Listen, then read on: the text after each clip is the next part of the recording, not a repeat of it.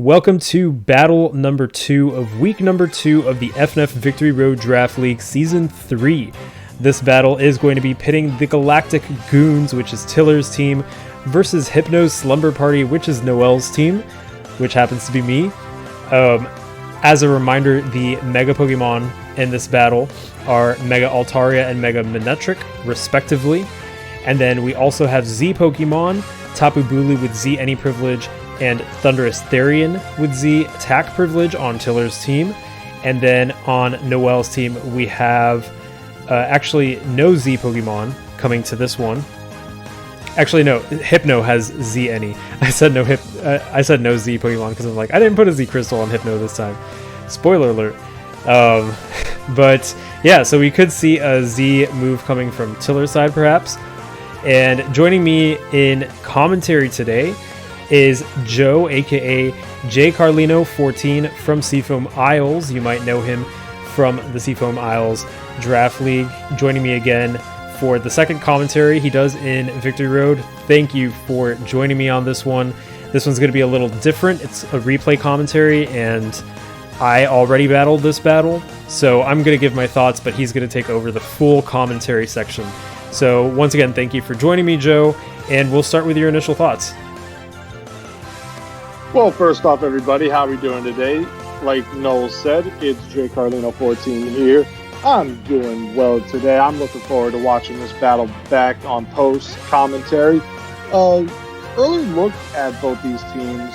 If I remember correctly, both teams are 1-0 right now. I did watch Tiller last time, and he was able to clutch out a victory just barely with 13% on that Tapu Bulu. It was a great sacrifice on the Cobalion, knowing his opponent. As for Noel's team and Hypno Slumber Party, this is my first time looking at their squad, but I noticed that he has something that, kind of got after me, and that is that Celesteela, which, if you watch the battle in Seafoam Isles, I got pretty handily defeated by a Celesteela because I have no idea how that Beast Boost ability worked. I watched it just go to town. I mean, it was a +2 speed, and I thought, okay, so it's going to do, +2.5, +3, and then +4. But then it got, special attack boost, and I'm like, what's going on here? So I'm wondering to see how Noel does with his Celesteela as opposed to what I had to see from Sickbit in Seafoam Isles. Also, I noticed that we have a Therian form this time on Tiller's team. The Mega Pokemon, like you had said, are Altaria and the Mega Manectric, which are very interesting. We'll see how those come into play. And Noel decides to bring his mascot, the Hypno, is coming into battle with. So right now, I'm wondering what we're going to see in this battle. I'm sorry to say this, but I'm going to predict that Tiller comes out with the win on this, because it just looks on paper right now. It looks like his team is a lot tougher and is able to deal with the Celesteela better than my team was. Well, we'll definitely see how this battle goes. I'll share a few of my thoughts going into this battle and my preparation. Basically, so for my first battle, week 1 versus Benji, I faced some fast... Well, I didn't face them in the battle, but I prepared for them. Tapu Koko, Raichu, Alola, and Electrode, 3 really fast electric types. And fast electrics, just traditionally, I don't deal well with. And I feel like they could be a little bit tough for my team to handle, depending on what their secondary typing is and what their coverage is. So I had just come out of that one unscathed or unscathed. I actually don't know how to pronounce that word. Unscathed, I think. So I was like, oh great, I beat the fast electric team, and then Thundurus is here, and I'm like, no, no. So I prepared really hard for Thundurus. I was hoping I wouldn't see it, but I thought it was pretty obvious since I have Celesteela. Thundurus was just the best Pokemon he had to face Celesteela, so I was like, it's definitely coming. Bisharp was another Pokemon that I was very scared to see. I had actually practiced with Colin before this battle, and he brought the same exact 6 Pokemon. He ran them a little differently, but so I felt like I was a little prepared for this battle based on that, or rather well prepared. So I was just excited to jump into it, and with that excitement, I think we can go ahead and jump into it right now. I'm all set for you. Let's think real quick. What leads are we gonna expect? I'm actually gonna predict that we're gonna see Clefable versus Mandibuzz. So I already know what leads they were, but when I was starting the match, I was predicting a Cobalion lead because I thought that he wanted to set up rocks right away. So that was my lead prediction. So let's jump right in. We're gonna go into the commentary, and like I said earlier, this is all gonna be on Joe. He's gonna do the full commentary. So we're gonna start. This is a replay, as a reminder. And are you ready for the countdown? I am ready, Noel. Let's get it on. Let's get this battle rolling. All right. So on the count of 3, we'll press play on go. 3, 2, 1, go. All right, here we go with the battle. We see Tiller lead off with the Mandibuzz, and Manectric comes out on Noel's side.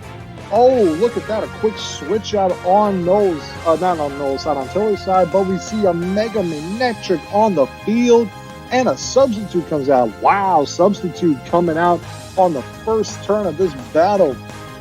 Ooh, getting a Horn Leech with the negative attack, but eating a Flamethrower from that Mega Manectric. That is a tough one right there.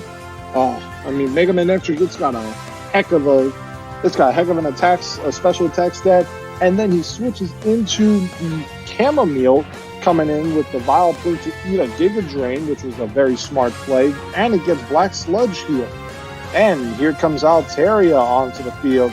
And another Substitute. Wow.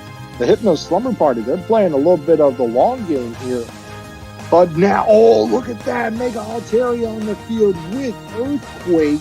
That's an interesting move, and it eats a Sludge Bomb there. Sludge Bomb's super effective because Altaria, when it Mega Evolves, gets Dragon and Fairy typing instead of Dragon Flying. Ooh, return, a critical hit, and fades a Substitute. But a Leech Seed comes out. Wow, Leech Seed comes out. What is Tiller gonna do here?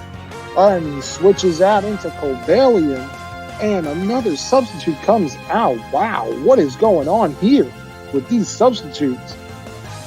Oh, beautiful call by Tiller to taunt the Vileplume. This taunt gets past the Substitute. And now we see Stealth Rocks come out on the field. Hidden Power is super effective on Cobalion, so that means it's either ground, fighting, or fire. I wonder which one it was. And he gets an Iron Head. Another Hidden Power comes out here, gets rid of the Substitute, and Vileplume's taunt is over. Are we going to see another taunt here? No, we're going to see Iron Head. Wow. And another Substitute comes out. I think this one might be where we see another taunt, ladies and gentlemen. Try to avoid. Oh, no. He went Iron Head again. And now he gets Leech Seeded. The Cobalion has been Leech Seeded. Wow, look at this. I wonder what's going to happen on this turn. And Mega Manectric returns on the field. It takes Stealth Rock damage. Only regular Stealth Rock damage because it's not super effective. But now it's taunted and it's getting the healing from the Leech Seed. Out comes Mega Altaria. We got a Mega battle on the field. And Mega Altaria. No, it gets a burn. Oh, no. It survives on 2%, but it's gone. It's down. Mega Altaria, because of that critical burn on a Mega Manectric. Wow. And out comes the Tapu Bulu. What is going to happen here? Celesteela comes out. Oh, Celesteela. That one gets me a little cringy there. But it missed the Stone Edge. Oh, my Lord. What is going on here? Ladies and gentlemen, another Stone Edge comes out. And what are we going to see here? Another Substitute. Wow, we got a Substitute team on the field, ladies and gentlemen. This is great strategy by the Slumber Party. And out comes the Cobalion. It returns, it eats a flamethrower from a Celesteela, and it goes down. Beast Boost activates, and I will never understand Beast Boost because I got special attack and his got defense. And the substitute gets baited from the Thunderbolt Therian Tornadus. But, ooh, now it's leech seeded. Wow, ladies and gentlemen, what are we going to see here? And Hypno comes out. The Hypno Slumber Party mascot is here. 28% damage on that Thunderbolt. I'm not really sure if Hypno is specially defensive or if it's got Assault Vest on it. It'll be interesting to see what happens here. Drain Punch comes out. It takes a decent chunk, well, not really a decent chunk, it does decent damage on Mandibuzz. Mandibuzz normally has a lot of bulk, but out comes Clefable. Ooh, this is what I had predicted the lead was, but it gets Toxic. The Toxic Poison is now, that Clefable is on a timer, ladies and gentlemen. I wonder what's going to happen. Knockoff comes off, and the leftovers are gone. Now it's really on a timer. And the Stealth Rocks are on both sides of the field. Both sides have Stealth Rocks. The Tapu Bulu comes in and takes those Stealth Rock damage, but activates Grassy Surge. Thunder Wave comes out, and the Tapu Bulu is now paralyzed, but that Clefable, it's still on the timer, ladies and gentlemen. It probably will, and it eats a Stone Edge here. It is going to be down after this hit, ladies and gentlemen, but the Tapu Bulu goes down to Moonblast. Wow, what a way for that Clefable, and it survived the Toxic Poison. Ooh, it's getting at least one more attack, ladies and gentlemen. Ironhead comes out, and that Bisharp gets its first knockout, gets rid of that Clefable, and wow, this is a great battle so far, folks. The Celesteela comes out again now because of its switch out and lost a defense boost, and now the Bisharp, it's got +2 attack after the Swords Dance. Wow, this is incredible here. What is that Bisharp going to do? Sucker Punch, and it failed. The Celesteela's got Leech Seed. It's got Leech Seed, and it's got Sub. Wow, that is a brilliant play. What is Tiller going to do? He goes for Pursuit. That does a decent chunk of damage on the Celesteela, but the Bisharp will go down to that Flamethrower that we saw, and there's the defense boost again. Ladies and gentlemen, wow, this Celesteela very tough. You can see why a lot of people try to use it for VGC back in the day. The Thunderous comes out. Sorry about that. I also messed up. That was Thunderous. But it gets the +2 special attack, and the Celesteela goes down. Finally, the Celesteela is down. Out comes Mega Manectric here. I wonder how that Thunderous is going to battle. Oh no! The Mega Manectric, what's that hidden power? Is that rock or is that ice? Wow! Let's see what happens here. If it gets, it does Volt Switch, but the Mandibuzz survives. And out comes Hypno here. Forewarn knockoff gets revealed. The Mandibuzz takes a little bit of help here by roosting. It gets the leftovers recovery. Out comes the Blastoise here. The Blastoise, that's an interesting pick. Knockoff comes out Wakanberry. Interesting choice on Blastoise to have Wakanberry. And Toxic comes out on the Blastoise. That Blastoise is now on a counter, but now the Mandibuzz is on a counter with its own Toxic has been hit. Wow, what a beautiful call by Hypno there. Getting the Toxic on his last Pokemon. Now that Mandibuzz is on a timer. Let's see what happens here. Mega Manectric comes back out. Oh my, it looks like this battle is all well and done, ladies and gentlemen. The Fat Lady has proverbially sung here. It's just going to be after this turn. 1 Volt Switch. Wow, look at that. And the Hypno Slumber Party, they win 4-0 and advance their record to undefeated at 2-0, while Tiller unfortunately loses and goes to 1-1 on the year. Wow, that was a great battle. Both sides gave it their all. Beautiful strategy on both sides of the field. I did not expect substitute on the Vileplume and the Celesteela. Those were incredible strategies. Yeah, so going into this one, I knew that I had to find a way to protect my Pokemon, and I was kind of debating between Blissey with Wish or just running a bunch of substitutes, and I went with the latter just because I knew that my defensive Pokemon would be forcing switches a lot, so if I could get a substitute up while switch was forced and then just sap HP with Leech Seed slowly but surely, it would really help me a lot. Yeah, I mean, I get that entirely, Noel.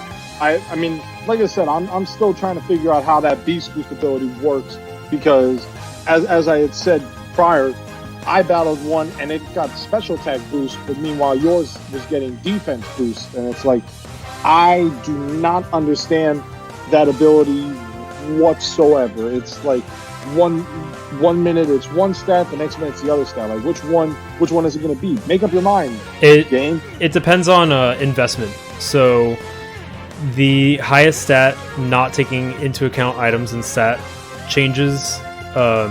So because I had invested maximally in defense, that's the attack that that's the stat that got boosted the most. I knew that Celesteela was going to be a really good defensive Pokemon. I knew that Thundurus was going to be really hard to deal with, but I just knew I had to prevent him from getting away with setting up. So as long as I was able to do some damage, like enough to put his Pokemon in range, that was all I needed. I really wanted to play this one confidently. Like when he switched in Thundurus and Bisharp, like I wasn't going to switch out because then he might get a free turn of setup. So I pretty much made sure that each Pokemon had a way to deal with those two really threatening Pokemon. Yeah, no, I see that on your team, and I mean the Blastoise, I mean, it survived at 34. The Hypno had 73, so it was the healthiest one. Actually, no, that's my bad. The Vileplume, I mean, both of them were right at 3/4 health. Manectric ended at just under 2/3 of its health.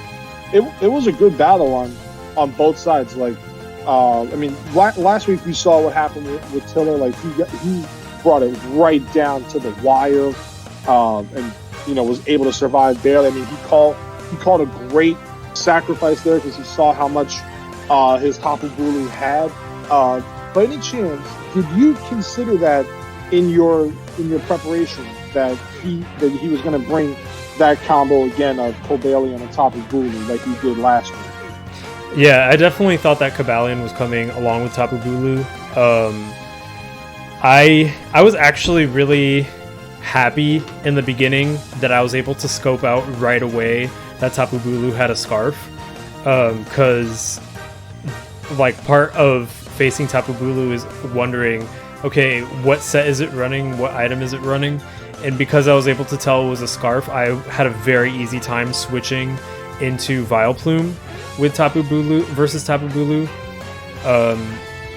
So yeah, that was a really, really great start for me because I knew that I just had a lot of opportunities to switch into Tapu Bulu.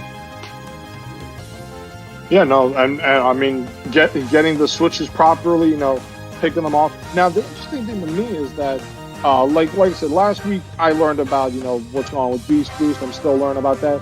I'm also now learning that Taunt bypasses a substitute, so that was interesting to see him, use the Taunt. But I'm curious as to why he didn't do that after the substitute faded. You would think that he would try to do that.